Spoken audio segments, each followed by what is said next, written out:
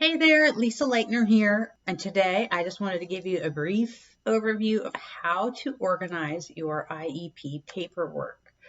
It's a lot, I know, and especially if you get several drafts. I just hit the floor. That's okay, I'm going to explain it to you anyway. But it's a lot of paperwork, and how you organize your IEP paperwork can actually help you be a better advocate, believe it or not. So first, I wanted to share this with you and I'll show you why.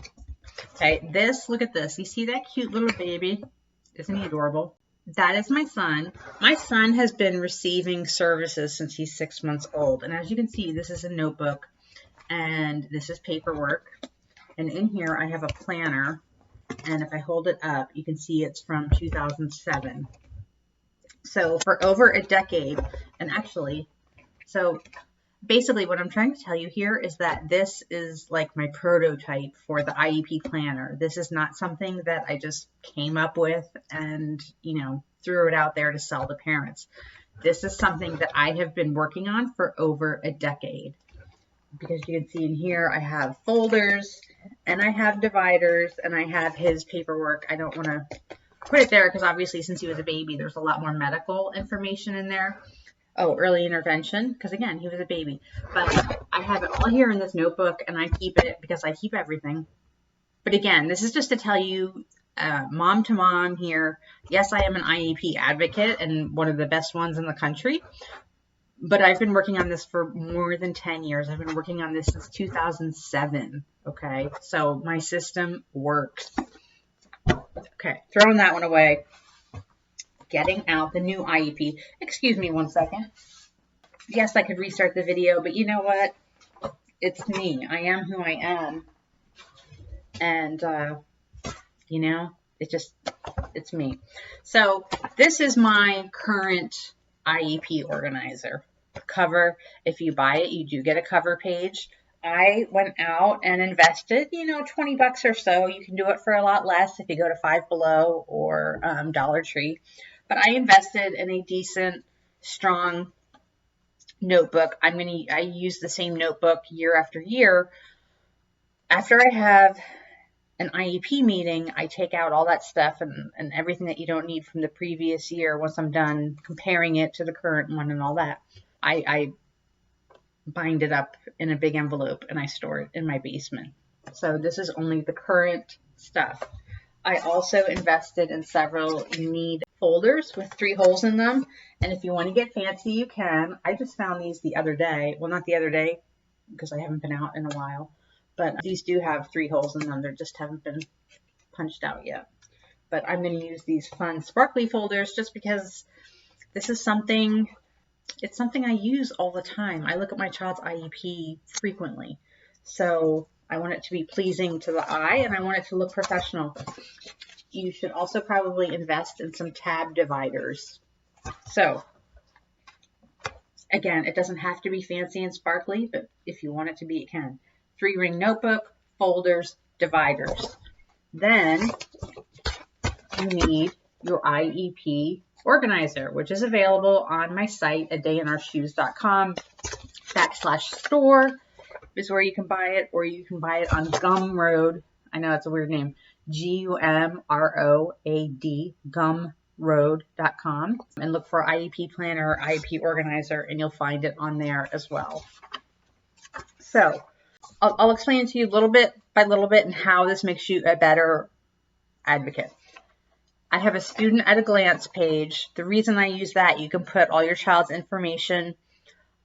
I find I get tired of looking for the same pieces of information over and over. So your student at a glance, it has all that information that you need and you're not constantly digging for it. Like, oh, what's our insurance policy number? It's all there. Then there's quarterly updates. The IEP planner is also devised and developed so that all of the information in your planner, once you get a planner set up, and I know it sounds like you're like, oh my God, I'm not spending hours doing this. You don't have to spend hours doing this. The initial setup takes longer, but then I'm telling you, 15 minutes a month tops.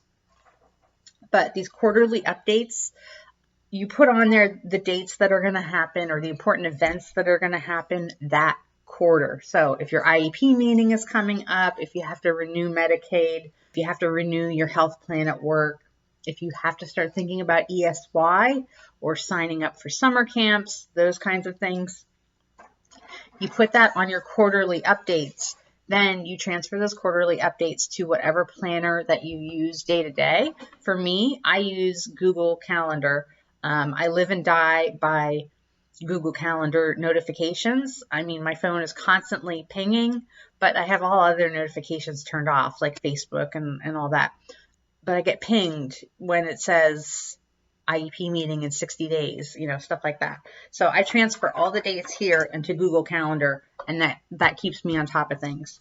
So you do quarterly updates. Then if you want, there's data tracking sheets.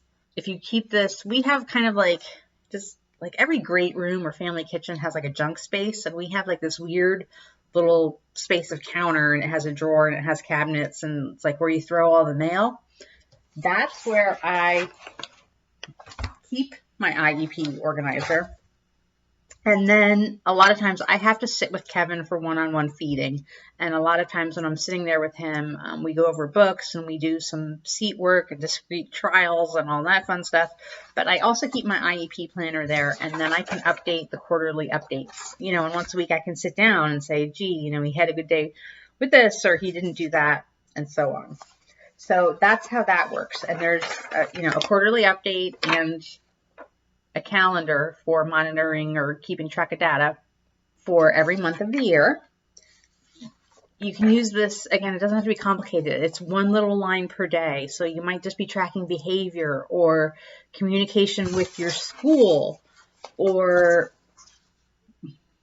whatever. Did your child receive services? Maybe, you know, tracking OT or speech has been a problem. You can just write that on here that they did or did not receive their services that time. One of the most important parts of the IEP planner is the vision statement. And that's going to be a little time consuming, but it's so important. I can't even tell you. Think of the IEP as a roadmap, right? Your IEP team is developing a roadmap for you. The vision statement is your destination. So how do you create a roadmap if you don't know where you're going? Right? How do you know? So sit down with your child. They should participate to the maximum extent possible, and you create your vision statement. That helps you focus your IEP. Again, it's the roadmap. You have to know where you're going. There's also an IEP meeting worksheet in there so that you can prep for your IEP meeting. There's also important calendar dates for you. Again, I move these then onto my Google Calendar. Once I have this completed, I move it to my Google Calendar, and I get a notification that says parent-teacher conferences are coming up, or I should start thinking about ESY, or I should have heard about ESY by now if my child is going or not. There's so much more in here. I can't even explain, like, I have so many parent compliments on this, and I don't want to just sit here and brag about myself, but I could literally flood your email inbox with emails that I get from parents who say, thank you so much for creating this. There's also a checklist in there that tells you, that helps you decide what evaluations you want to ask for. So if it's your child's reevaluation time, this is kind of like, it's an advocate's brain dump list where you can look at this list that I've created and say, oh yes, I do need an evaluation in that area, and let me ask for this. There are templates. If you want to do a parent concerns letter, there's templates for that. There are 25 pages. Yes, 25 pages of IEP and 504 goal and accommodation ideas. 25 pages. So if you're thinking like, what does my child need? And I hear that all the time from parents. What can I ask for? What should I ask for? You know, you can sit through and browse this list and go, oh my gosh, that would be perfect for my child. Overall, I'm just telling you, I just love my blue sparkles. But I am just telling you, once you get this system in place, you will be such a better advocate for your child, because you'll be organized, you'll be on time with things, you won't be rushed, you won't be caught off guard with IEP meetings and things to ask for. And you know what? It's just a 3-ring binder notebook, and no matter where you get it, if you get it at Staples or Dollar Tree, many parents have told me that they felt more confident and that they just looked more professional walking in with something like this that they could flip through. There's a goal tracking worksheet in here so that you can track goals from year to year. Do you have disappearing goals on your IEP? Like they're there 1 year and all of a sudden they're gone? The goal tracking worksheet helps you monitor that. Just having that and being able to sit in an IEP meeting and open up to it and go, well, gee, last year we had a goal for this. How come that's not on this new IEP? It just, I can't say it enough. This will just do wonders for how you're perceived by your team and just your preparation and stress and anxiety. It's just going to decrease because you're not everything's going to be last minute, day before stuff. I'm kind of judging here. I'm just going to say it. I'm kind of judging. But when parents email me or post in the Facebook group the day before a meeting and go, I have my meeting tomorrow, what should I ask for? I just want to shake you and go, come on, you don't do this the day before a meeting, you know?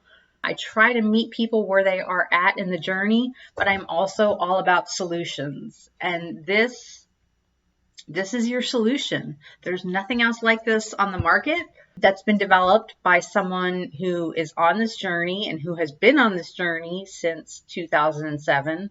And also I've been working advocate since 2011. And I have been to hundreds of IEP meetings. And if you're a client, I give you one of these for free. And I just can't even tell you, even the parent who was really, really struggling and said, I just can't do this. This is overwhelming. They've taken this and they're just like, thank you. Now I know what to focus on. Now I know what to ask for. Now I feel ready for my IEP meeting, and I'm not going to cry at the meeting because I'm focused and I know what I want and I know what to ask for and I know how to be heard. So that's it. I can't say enough about these things. This was developed honestly out of necessity and out of my heart. I've just made it my mission that I am going to help every parent that I can understand the IEP process and be an better advocate for their child. This is one step in that process. So definitely check it out. And, you can always ask questions in our Facebook group and look at the blog at dayinourshoes.com. So thank you so much. And don't IEP alone. I almost forgot. There's a podcast. Don't IEP alone. Look for it anywhere podcasts are listed. Thank you.